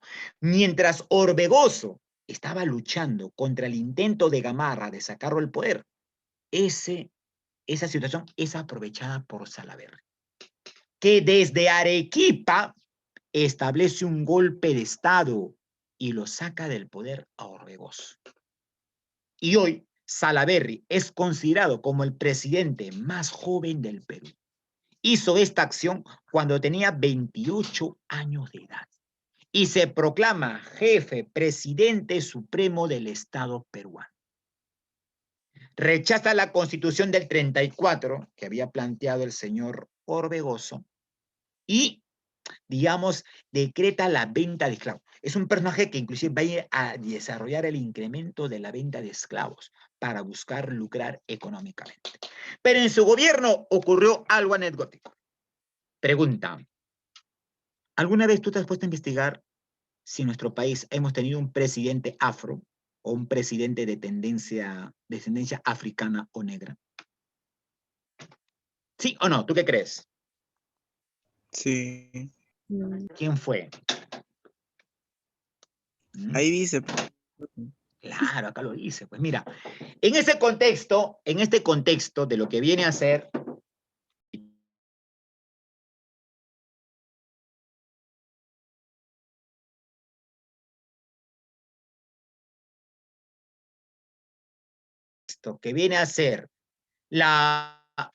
los conflictos entre los militares, los esclavos negros o cierto grupo de esclavos negros aprovecharon ello. Hubo un negro que había sido liberado años atrás, debido a que ganó su libertad en base al pago, el señor León Escobar, aprovechando la crisis política, porque mira, el señor Salaverry va a ser derrotado por Orbegoso, pero Orbegoso quería cobrarse la revancha con Salaverry. Entonces, para esto, Orbegoso busca el apoyo de otro militar, de un militar boliviano, Andrés de Santa Cruz. Y Andrés de Santa Cruz le ofrece apoyo a Orbegoso, pero a cambio dice, yo te apoyo para derrotar a Salaverry, pero si logramos el éxito, llevamos a cabo la Confederación Peruano-Boliviana. Es decir, unir una vez más Perú y Bolivia. Entonces, en ese conflicto, en esa guerra civil entre Salaverry, Orbegoso y Santa Cruz, el Perú era un país inestable. Y todas las batallas se estaban dándose en Arequipa. Por eso que Salaverry va a ser derrotado en Socabaya, dejando Lima desguarnecida. Y esta Lima desguarnecida fue aprovechada por el descendiente afro, León Escobar, que lidera un levantamiento de esclavos negros cimarrones. Recuerda, ¿quiénes eran los cimarrones en la colonia? Negros que escaparon. negros que habían escapado de las haciendas, que vivían en lugares alejados llamados palenques. Entonces, llama a estos esclavos, o ya no esclavos, negros libertos, negros fugitivos, por así decirlo, y toman la capital. Dice que incendian las viviendas, queman las haciendas, matan a algunos hacendados. Y el señor León Escobar llegó a tomar Palacio de Gobierno, 1834. Estuvo en Palacio de Gobierno por casi 3-4 días, hasta que el señor Orbegoso y el señor Salaverry mandan tropas a Lima y acaban con la rebelión. Bueno, acaban porque lamentablemente la rebelión de Escobar no tuvo mucho el respaldo de los indígenas, de los quechuas. Mayormente su rebelión estuvo a cargo de descendientes afros. Y en el Perú, la gran mayoría de la población era indígena. Entonces, los indígenas un poco que estuvieron al margen de esta reunión, pero durante casi 3 días a 4 días, el Perú, por así decirlo, tuvo de forma esporádica un presidente negro, el señor León Escobar, hasta que fue defenestrado, sacó el poder por las tropas de Orbegoso, que llegaron desde Arequipa días después. Entonces, un poco para anecdótico que quizás el Perú haya tenido un presidente negro, al menos por 3 días, pues, ¿no? Claro, ¿por qué no? Mira, si el señor Merino también fue presidente por 2 días, León Escobar también pudo hacerlo por muchos días, ¿no? Si la señora Mercedes Arau fue presidente por menos de 24 horas y luego renunció, entonces Escobar va en esa misma línea, por así decirlo, ¿no? Por así decirlo. Y se establece la Confederación Peruano-Boliviana. Recuerda, la Confederación Peruano-Boliviana va a ser llevada a cabo por uno de los sectores liberales. ¿Ya? ¿Qué consistía esta confederación?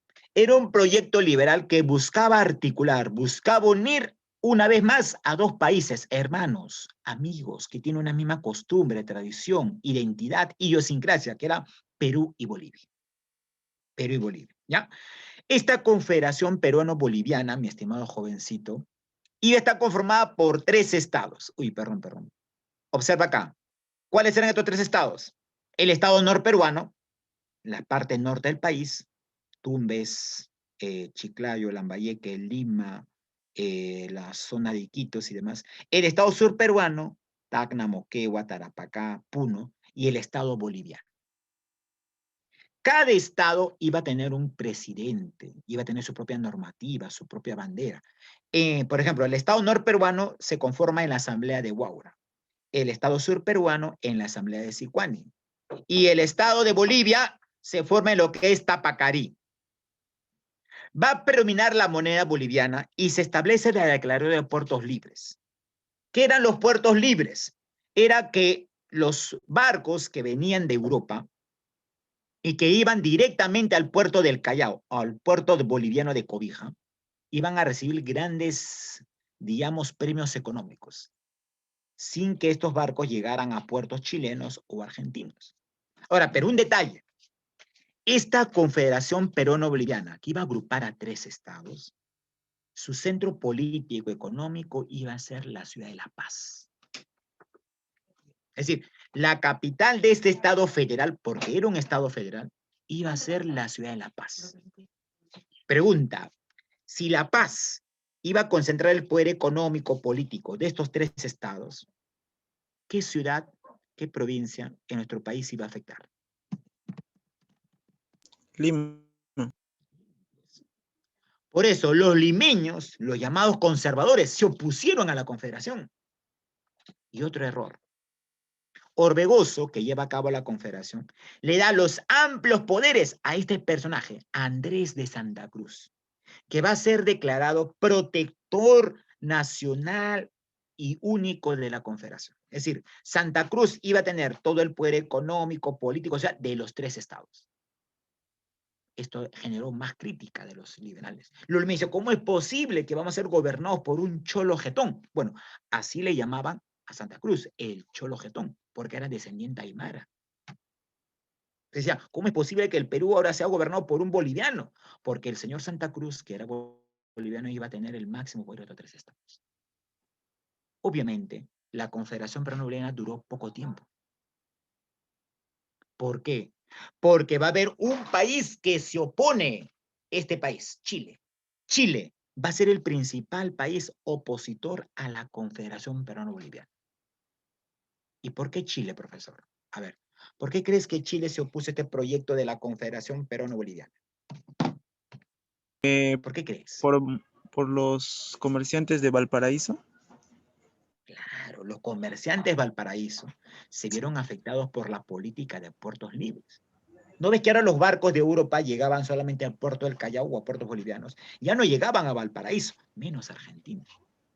Pero aparte de esto, en esos tiempos en Chile existía un ministro, el ministro Diego Portales, que va a plantear lo que se llama la ideología Portales.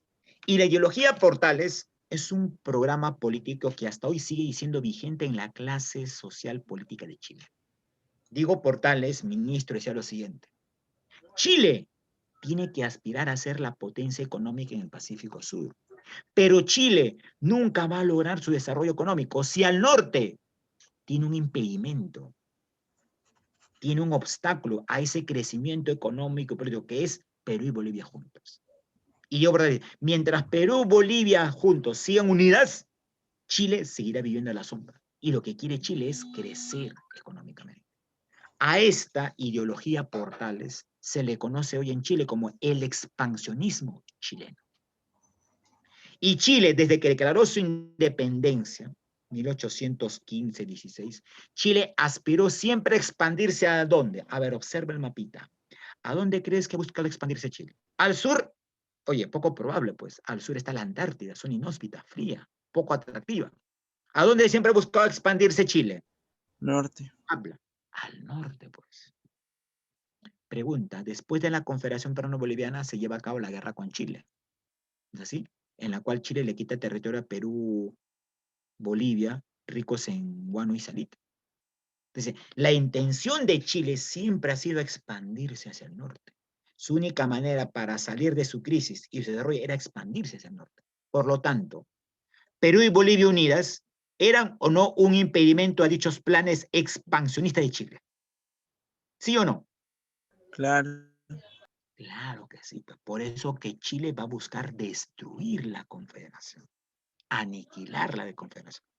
Y aquí Chile va a tener un apoyo de los peruanos. Agustín Gamarra, Vidal, Torrico y otros militares de Lima salen de Lima y viajan a Chile. Le piden armas, tropas, municiones a los militares y políticos chilenos para destruir la Confederación. Y lo van a hacer. La Confederación va a ser derrotada en la batalla de Yungay, donde el ejército chileno venció a las tropas de Perú y Bolivia y la Confederación se desarticula. Oye, date cuenta, Agustín Gamarra, Vidal y Torrico, que eran representantes del sector conservador, apoyaron a Chile para destruir la Confederación. Entonces, date cuenta cómo actúa, cómo participa nuestra clase política. Oye, los conservadores, en vez de unirse al proyecto, se pasaron hablando chileno. Como el día de hoy hay algunos candidatos, dice, a la República que tienen el auspicio de ciertos empresarios chilenos. Ahora, no vayas a creer que la ideología Portales hoy ya quedó en esta parte, ¿eh? La ideología Portales sigue siendo vigente el día de hoy, ¿eh? Mira, te pongo un ejemplo. ¿Alguien sabe quién gobernó Chile en los años 70 y 80 en una terrible y total dictadura que aniquiló a mucha población estudiantil, campesina y obrera? Entre los 70 y 80. Gobernó Chile casi 18 años. Pinochet. Augusto Pinochet. Oye, nefasto personaje, ¿eh? Pinochet tiene escrito un libro, sugiero que tú lo leas, está en internet, se llama Geopolítica de Chile. Y en ese libro, Geopolítica de Chile, Pinochet toma las ideas de Diego Portales, personaje que incentivó al gobierno de Chile a acabar y a destruir la Confederación. ¿Qué dice en este libro el señor Pinochet? Dice, compara a Chile, te voy a resumir ya, como una especie de un ser viviente. Pinochet dice, mientras Chile empiece a crecer, a desarrollarse, necesita mayor espacio para consolidar dicho desarrollo. Y ese espacio, dice Pinochet, siempre Chile ha apuntado, expandirse hacia el norte. Oye, Pinochet dice que Chile a un largo plazo debe expandirse y tomar Tacna, Moquegua hasta Arequipa. Esa es la proyección política y económica de Chile a largo plazo. Estoy hablando a largo plazo. Y eso podría ayudar a explicar, estoy planteando una hipótesis, no estoy asegurando nada. Eso llegaría a pensar de que por qué Chile hoy, en los últimos años, ha sido el país que ha invertido más en armamentos. Hoy Chile, junto con Argentina y Brasil, tienen el ejército más poderoso de Sudamérica. ¿Por qué Chile en los últimos años se ha armado hasta los dientes? Ha comprado misiles, aviones, acorazados, tanques, submarinos y demás. La pregunta es, ¿seguirá siendo vigente la ideología Portales hoy en la clase política chilena? Posiblemente. ¿Tú crees que el día de hoy estaremos en condiciones de enfrentar en una nueva guerra o conflicto a Chile? ¿Tú crees? No, Obviamente que no. Aunque algunos estudiosos dicen, ya no es necesario que Chile tome el control del Perú a través del punto de vista militar. Cierto. Hoy Chile tiene el control del Perú desde el punto de vista económico. Desde los años 90, en la cual gobernaba tu tío Fujimori, ha permitido pues que la economía chilena tome el control del Perú, por allá. Entonces, si tú revisas hoy, todas las gran parte de las empresas privadas que intervienen en la economía peruana son chilenas. Ahí tenemos, bueno, Metro, Plaza Vea, Ripley, Totus, Saga, Inca Pharma, Cineplanes, Cinemar, Luz del Sur, Metro y demás. Todos son capitales chilenos. Es decir, se ha dado la chilenización de la economía peruana. Entonces, lo que había planteado Diego Portales en esta época, hoy ya lo consiguió. Pues. Hoy el Perú es un apéndice del capitalismo chileno. Y eso hay que tomarlo. Quiere decir que esto ya, hoy la ideología Portales se ha consolidado y han tomado económicamente el Perú. Se logró, pues. Entonces, y eso también ha sido una cuestión que ha sido permisividad de las clases políticas que hemos tenido, que han permitido todos estos elementos, dándole todas las facilidades a las inversiones chilenas. ¿Ya? Muy bien, hasta aquí. ¿Alguna duda, alguna pregunta, jovencitos? Y Argentina, profesor, ahí dice también Argentina. Claro, Argentina también fue uno de los opositores, pero en mayor parte fue Chile.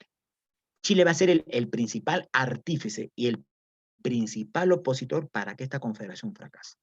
Los argentinos también vieron con cierto recelo la confederación porque Argentina también que estaba desarrollando un comercio y no quería pues Argentina cierta competencia en el mercado comercial. Pero como Chile, como quien dice, llevó a cabo todo este proceso, entonces ya no era necesario que Argentina intervenga directamente. Y una vez que la confederación fue destruida, también favoreció pues de manera secundaria, por así decirlo, a Argentina. Pero el principal artífice, el principal protagonista que lleva a cabo la destrucción militar de la Confederación va a ser Chile. Oye, inclusive Chile le pone una campaña, la campaña militar que Chile va a llevar a cabo contra el Perú y Bolivia. Le va a llamar, mira, así le llamaba Ejército Restaurador. Oye, así le llaman los chilenos. O sea, venimos, decían los chilenos, a restaurar la democracia en el Perú, porque hoy el Perú está bajo la dictadura de Santa Cruz. Entonces, como vamos a pelear, vamos a acabar con Santa Cruz y vamos a darle la libertad y la democracia a Perú. Oye, imagínate, terrible, ¿no? O sea, le llamaban así, campaña restauradora, así le pusieron el nombre. Y son campañas militares que destruyeron pues la Confederación. La pregunta es, ¿qué hubiera pasado si los conservadores, si Chile no hubiera llevado a cabo esta campaña militar y Perú y Bolivia hubieran estado unidos por mucho más tiempo? Bolivia tendría mar. Uno de ellos Bolivia tendría mar, pero pregunta, ¿tú crees que Chile hubiera llevado a cabo la guerra del Guano del Salitre años después? Poco probable. O sea, ya Chile tenía planteado que en cualquier momento llevara a cabo una guerra contra Perú y Bolivia. Por lo tanto, era un impedimento que Perú y Bolivia unidas ante los planes expansionistas de Chile. Por lo tanto, buscó separarlo, pues. Y eso llevó a cabo la campaña restauradora. Que, por cierto, Chile va a tener y contar con el apoyo total de ciertos conservadores peruanos. Militares peruanos como Gamarra, como Torrico y Vivanco apoyaron a los chilenos. Como años más tarde lo van a hacer en la guerra con Chile. Piérola, un gran traidor, apoyó a los chilenos. Y eso todo el mundo lo sabe. Entonces, imagínate pues cómo actúa nuestra clase política. Nuestra clase política no ve los intereses nacionales, ve intereses particulares. Y mientras los políticos sigan operando así en este país, bueno, pues el Perú seguirá siendo y estando como el día de hoy está. ¿Ya?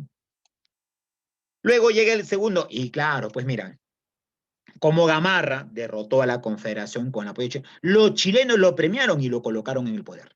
Se inició el segundo gobierno de Gamarra.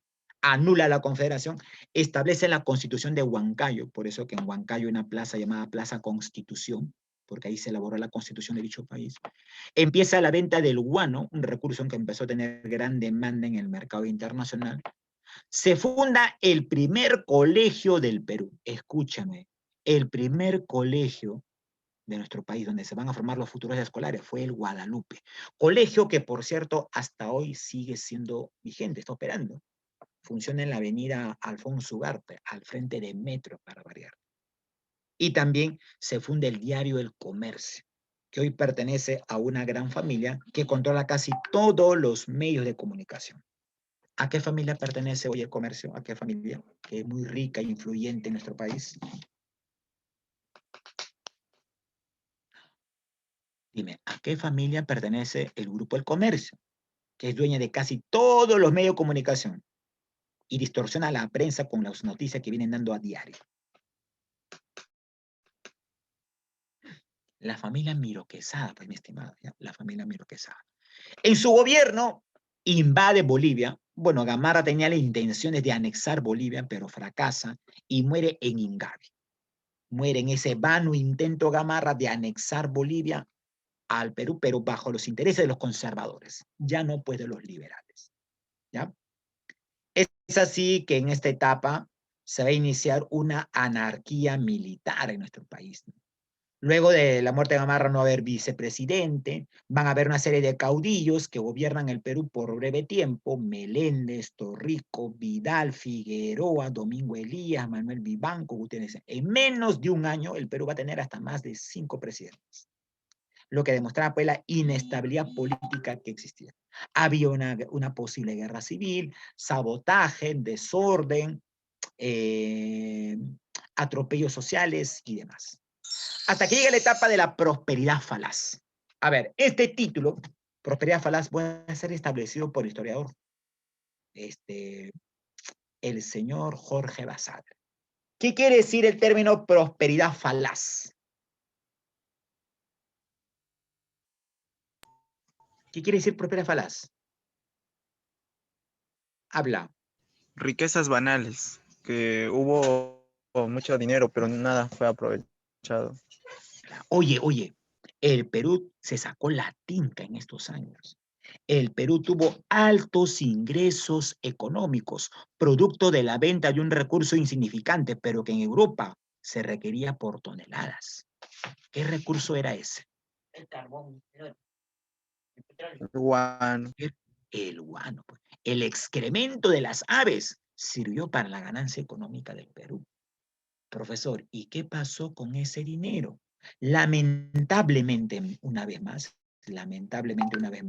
claro que sí, Milagritos, muy bien. Lamentablemente, una vez más, nuestra clase política corrupta, por eso, una más, te apelo, te hago un llamado a tu conciencia, a que leas el libro de Alfonso Quirós, Historia de la corrupción en el Perú, donde habla de la corrupción en el Perú desde la época colonial, pasando por la prosperidad falaz.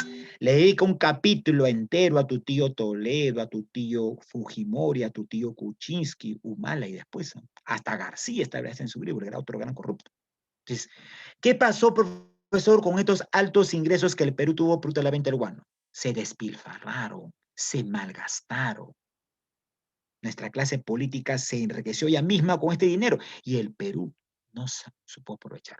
Oiga, algunos dicen, si el Perú hubiera aprovechado estos altos ingresos en generar industria, en generar desarrollo, en apostar por la educación, hoy Perú sería una potencia como lo es Argentina, como quizás lo es Brasil.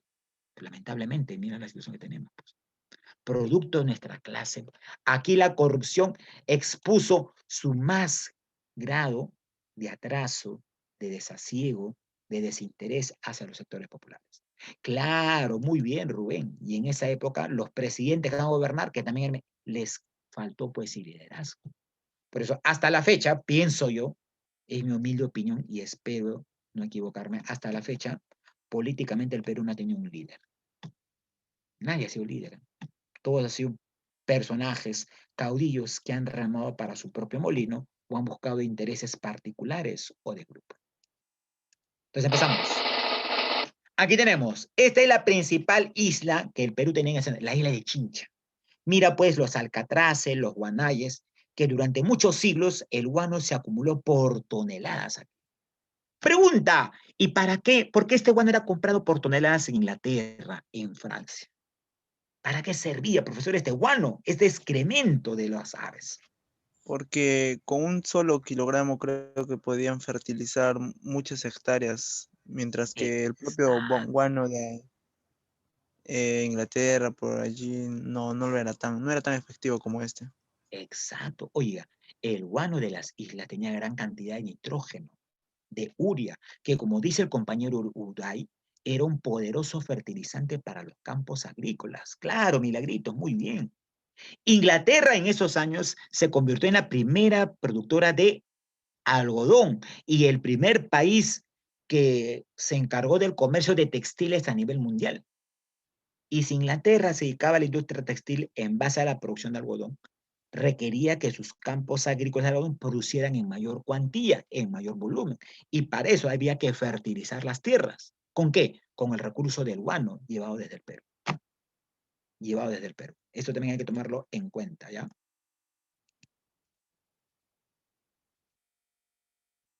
Entonces, empezamos a ver. Dice, es el periodo donde el Perú tuvo un gran ingreso de divisas. A ver, supongo que economía ha llevado esto, ¿no? ¿Qué es una divisa? ¿Qué es una divisa? Aiga, te agarré, ¿ah? ¿Qué es una divisa? En economía lo ha visto, quizás. A ver, si yo voy a exportar e importar, exportar al extranjero, comprar del extranjero, pregunta, ¿en qué moneda la hago? ¿En soles? Quiero vender patas a China, ¿voy a vender en soles? Quiero comprar celulares de China, ¿lo voy a hacer en soles? ¿Sí o no? No, lo hago que en dólares, en euros, en yuanes. ¿Por qué? Porque son monedas aceptadas a nivel mundial. Entonces, cuando una moneda es aceptada a nivel mundial para exportar e importar, eso se llama divisa. ¿Me dejo entender? Pregunta, profesor, ¿y por qué el sol no es considerado una divisa? Buena pregunta. ¿Por qué el sol, nuestra moneda, no es considerada una divisa? Porque los que generan las divisas son los países hegemónicos que albergan mayor poder económico a nivel mundial. Exacto. Y también porque nuestra moneda está devaluada, representando nuestro grave atraso económico, nuestra inestabilidad y la crisis económica interna que padecemos. Es el periodo de la gran desigualdad, producto de que la aristocracia criolla generó en base pues, a la corrupción. Esta aristocracia estaba reunida a militares, comerciantes. Mira, esta es una caricatura de la época. A ver, observa la caricatura.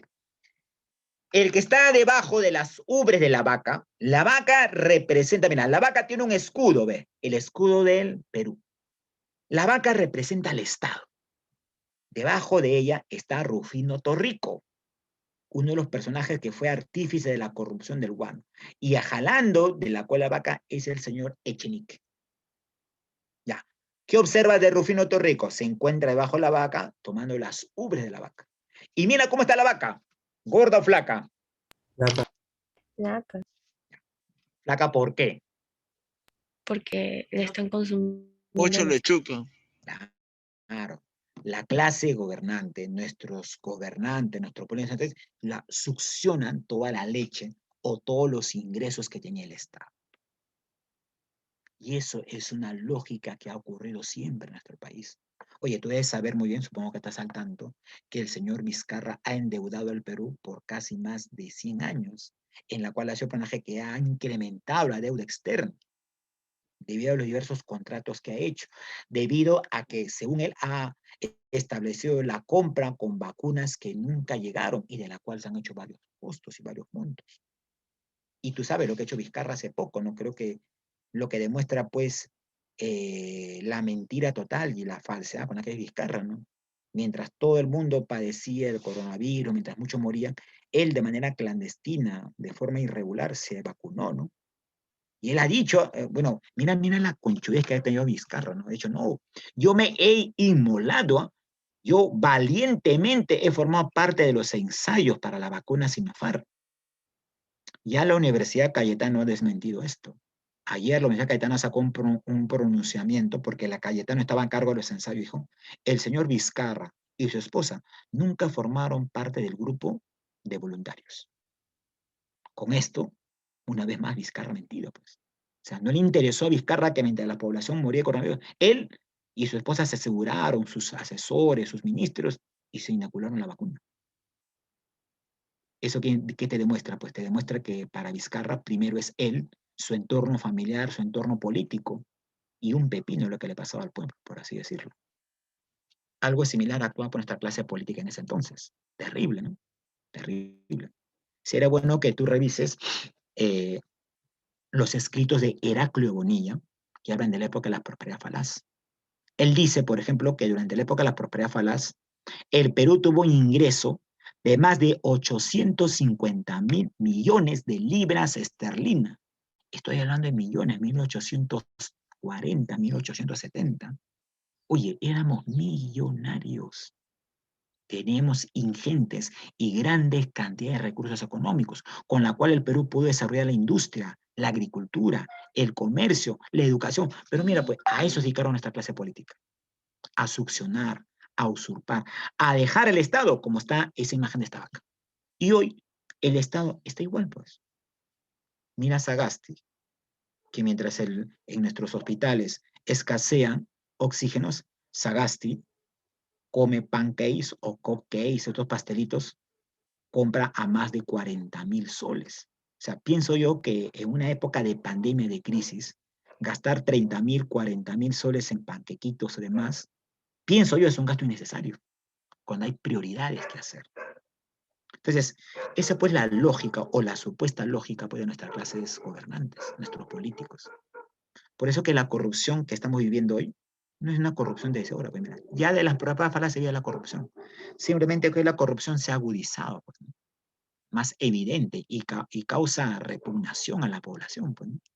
Supongo que con todos los casos que tú ves de corrupción, no estarás contento. Pues, ¿no? Obviamente hay una indignación que nos genera. Aquí tenemos otra vez, mira, ves. Grupo de políticos, acá tenés al Estado, usurpando pues las ubres de lo que vendría a ser los altos ingresos. Eran caricaturas que salían en esa época de algunos diarios que criticaban, así de manera un poco clandestina, los excesos, las arbitrariedades, los hechos de corrupción de esta clase política producto de la venta del guano. Aquí tenemos las sangres guaneras. Las propiedades del guano fueron descubiertas por el señor Alexander von Humboldt, naturalista, que le dio el valor determinado a este excremento, la cual es llevado a Europa y llegan a la conclusión que tiene gran cantidad de nitrógeno, elementos como el fósforo, que permiten pues el aumento de la fertilidad en las tierras, en el plano de la agricultura principalmente. Y acá un detalle.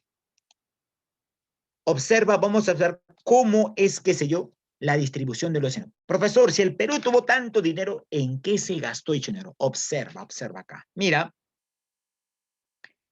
observa. A ver, dice, ya, a ver, empezamos por esta parte. 24.5% de los ingresos de la venta del guano sirvió para expandir la fuerza militar. Es decir, casi 25% de la venta del guano sirvió para pagar el salario de coroneles, de sargentos, de militares, que eran los que ejercían el poder.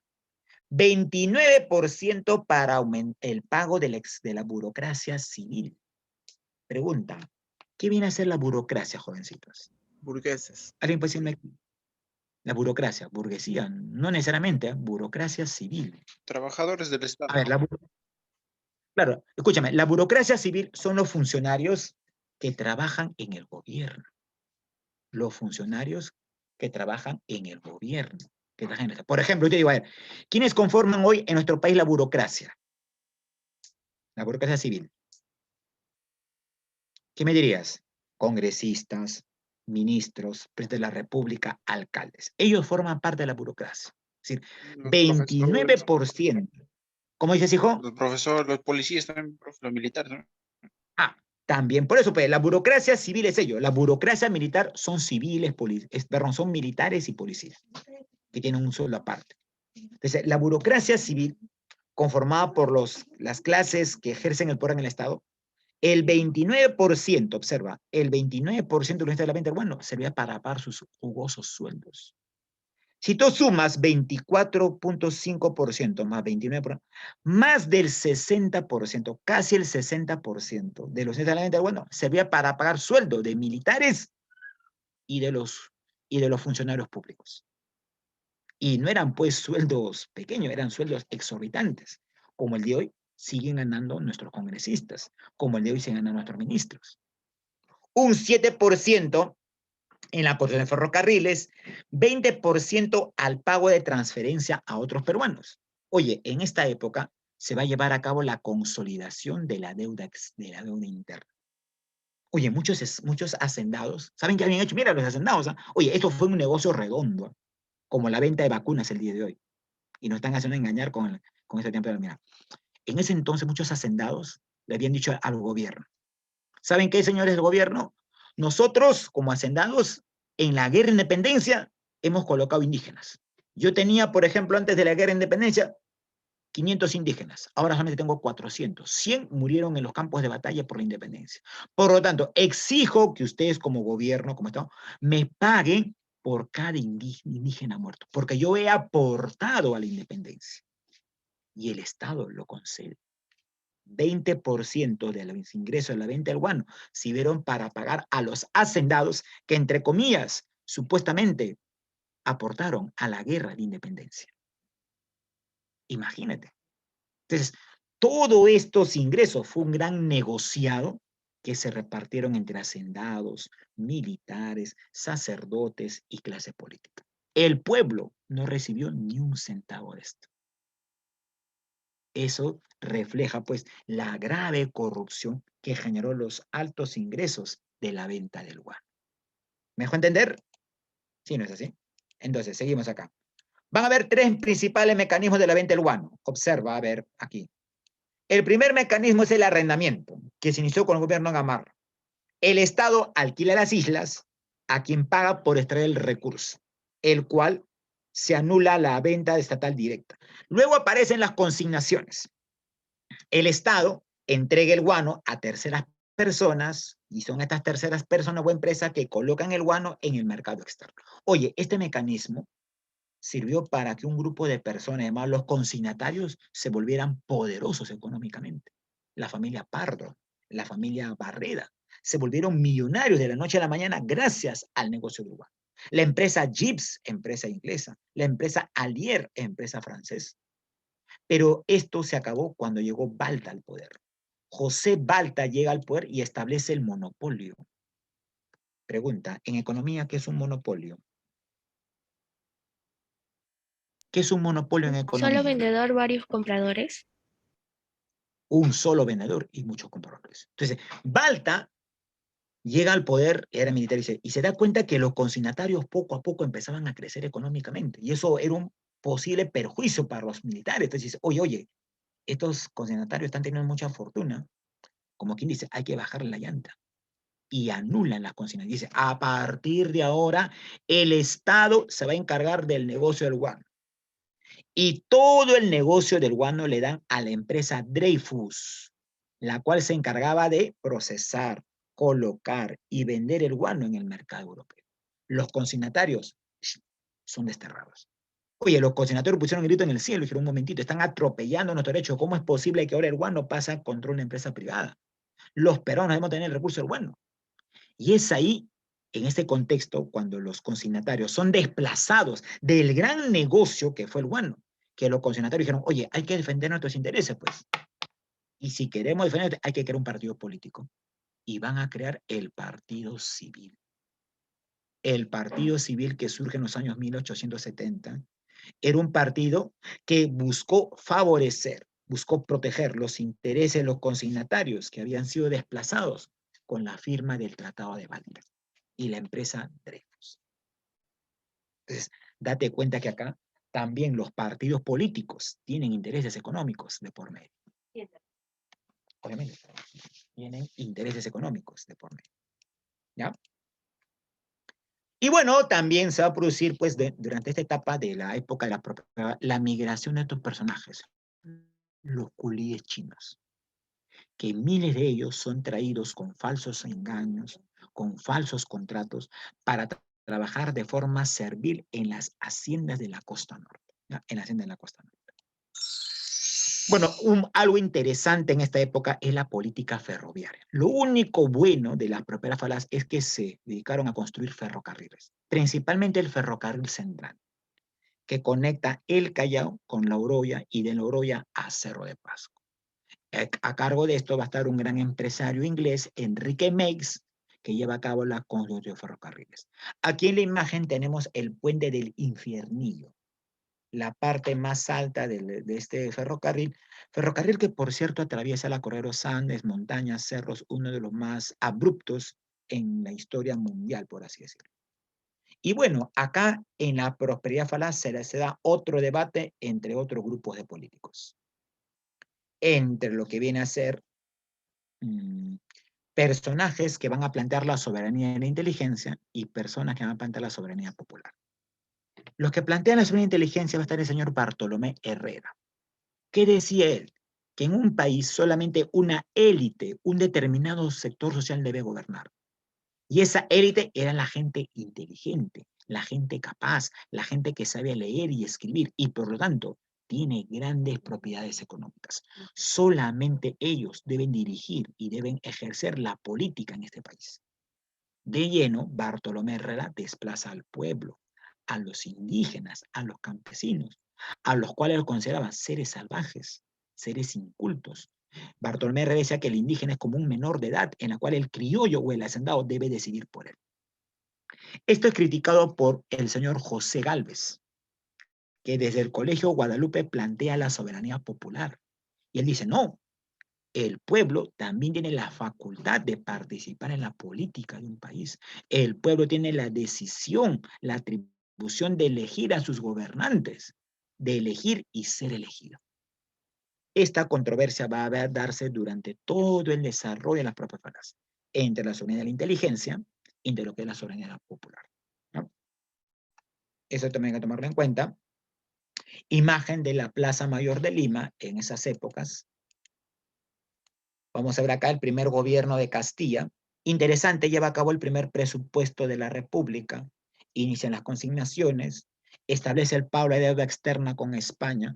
Algo importante, durante su gobierno se compra el primer barco, el Rima, con la cual el Perú se pasó a tener la vanguardia en ese entonces de la mejor armada en Sudamérica. Se establece el mercado central entre el Jirón Ayacucho, que hasta hoy funciona, el primer Congreso americano, y bueno, pues denuncia al militar Flores que había contenido en él.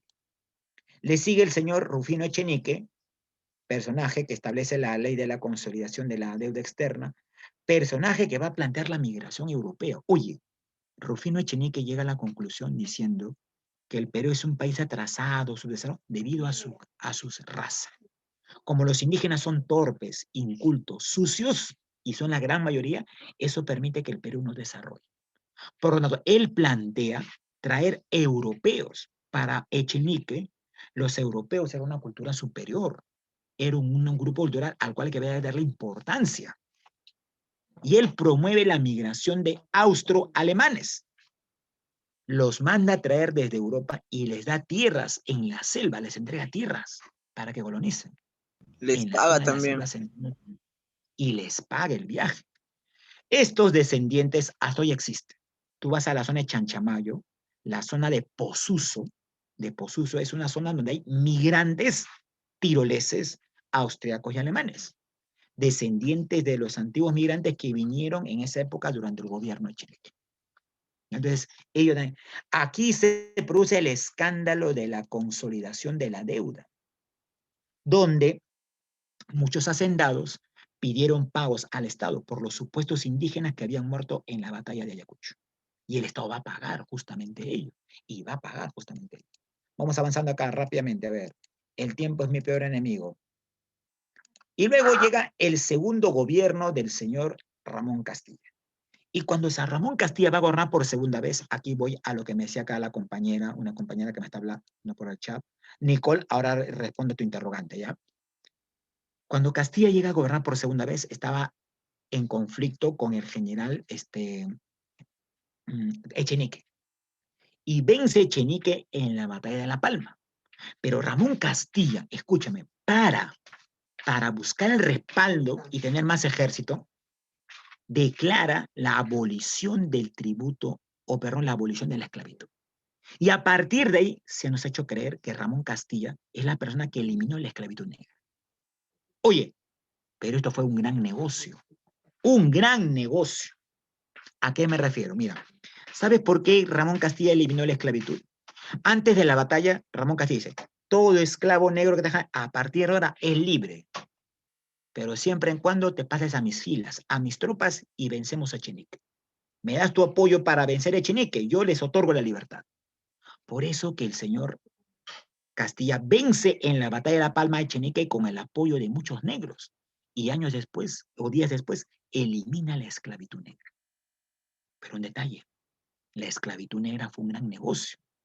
Los hacendados jóvenes no se iban a quedar con los brazos cruzados, pues. Tú sabes que el esclavo era su principal mano de obra. Es así que el hacendado le exige a Castilla el pago de una indemnización por cada esclavo liberado. Él dice, ya, señor Castilla, listo, pues, un acuerdo. Dejamos libre a nuestros esclavos, pero usted nos indemniza. Quiere decir indemnizar, pagar por un daño y perjuicio. Jóvenes, en esa época, 1855, en el Perú se pagó por un esclavo 8 veces más que lo que se pagaba en Estados Unidos. Por ejemplo, en Estados Unidos, en ese tiempo, por un esclavo negro, se lograba pagar hasta $10, que era una fortuna. En el Perú se logró pagar 60 y hasta $80 por cada esclavo. Donde los hacendados jóvenes van a falsificar documentos, hacían aparecer nombres que nunca habían existido o esclavos que ya habían muerto. Todo simplemente ¿para qué? Para cobrar. Es decir, la famosa liberación de esclavos que hizo Castilla fue un gran negocio que favoreció tanto a Castilla, porque también recogió parte de la taja del pastel, y los hacendados. Y así dice, ya, señor Castilla, ahora, no hay mano de obra. ¿A quién vas a traer mano de obra? ¿Y qué hace Castilla? ¿A quiénes traen? ¿A quiénes trajeron para reemplazar la mano de obra? De los culíes. A los chinos culíes, pues, que van a trabajar en peores condiciones que los esclavos negros. Entonces, date cuenta que la famosa liberación de esclavos, porque algunos textos ensalzan, un poco endiosan la figura de Ramón Castilla, diciendo que eliminó la esclavitud negra, pero ¿a costa de qué? Fue un negocio. Y la pregunta, profesor, ¿y de dónde se sacó el dinero para pagar por cada esclavo liberado a los hacendados? ¿De dónde se sacó ese dinero? ¿Producto de la venta de qué recurso? Habla, y acabo acá con esto. ¿Producto de qué recurso? De la venta del Guano. Del guano, pues. Del guano. Entonces, date cuenta cómo el guano fue un gran, digamos, olla de corrupción que benefició principalmente a los grupos económicos y políticos. Ya, muy bien. Lo vamos a dejar acá, jovencito. Vamos a trabajar rápidamente el material, la separata, que la tengo aquí. Ya, listo. A ver, ¿te llega la imagen ahí? ¿Logras observar? Dame 5 minutitos nada más y resolvemos esto rápidamente. ¿Observas, no? ¿Sí o no? Habla. Sí. Ya, listo, ya. A ver, dice. Primera pregunta, dice, en el primer militarismo en el Perú, que se prolongó desde los tiempos de la independencia, 1824 a 1872, tuvo como causa fundamental. Ah, interesante pregunta. A ver, ¿cuál es la causa fundamental del primer militarismo?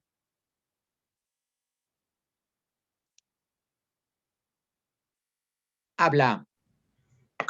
Asa. La caza, la fragmentación, claro, muy bien.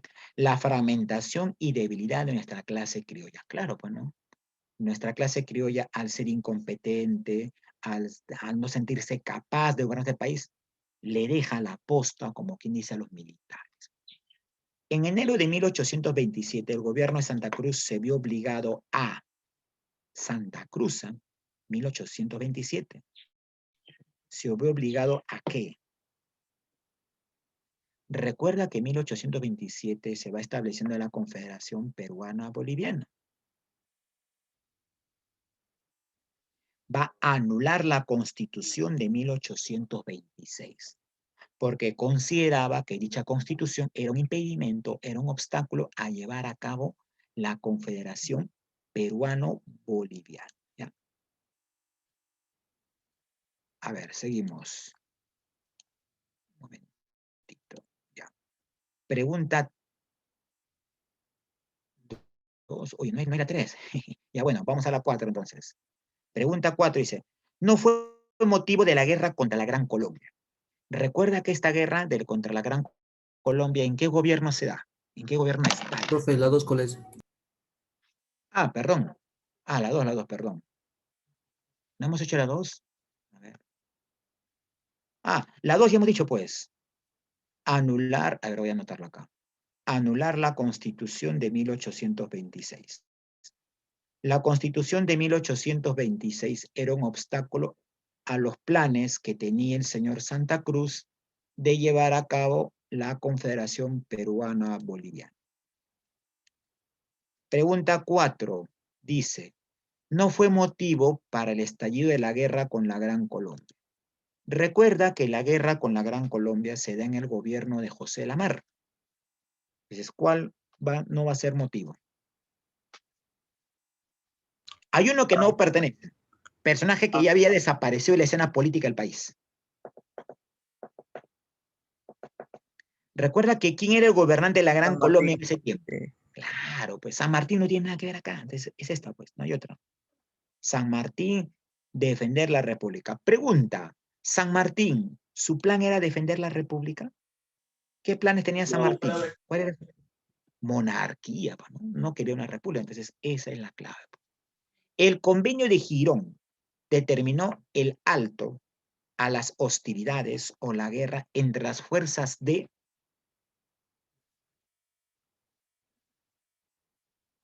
Agustín Gamarra y Sucre. Bueno, Sucre era el general de la Gran Colombia, amigo, brazo derecho de Simón Bolívar. El fin de la guerra contra la Gran Colombia concluyó durante el gobierno de José Luis de Orbegoso. El Congreso de Tacna impone las bases para la organización de ¿qué? De un proyecto llevado a cabo entre Perú y Bolivia. ¿Cómo se va a llamar esto? Confederación de Perú. La Confederación Peruano-Boliviana. Ahora, recuerda, aquí termino ya. Una consulta, jovencitos. La Confederación Peruano-Boliviana fue un proyecto que intentó articular Perú y Bolivia, pero fue un proyecto liderado por liberales o conservadores.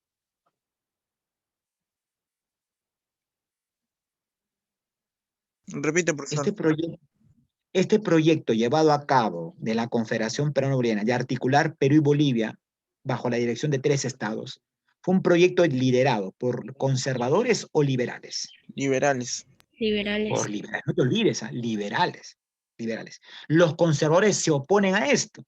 Inclusive los conservadores van a Chile, piden armamento y con el apoyo militar de Chile destruyen la Confederación Peruano-Boliviana. Eso hay que tomarlo en cuenta, ¿ya? Entonces, eso hay que tomarlo en cuenta. Y última pregunta, dice, el gobierno restaurador del Perú. Bueno, para acabar, del 1839 a 1841, fue encabezado por el conservador. Un conservador. ¿Quién va a ser conservador en ese entonces? Sí. Agustín Gamarra. Agustín Gamarra ya había muerto años atrás. Es el señor Miguel San Román, ¿ya? Miguel San Román, que también va a ser otro conservador. Ya, enseñajoncitos, lo dejamos aquí. El tiempo nos ha vencido.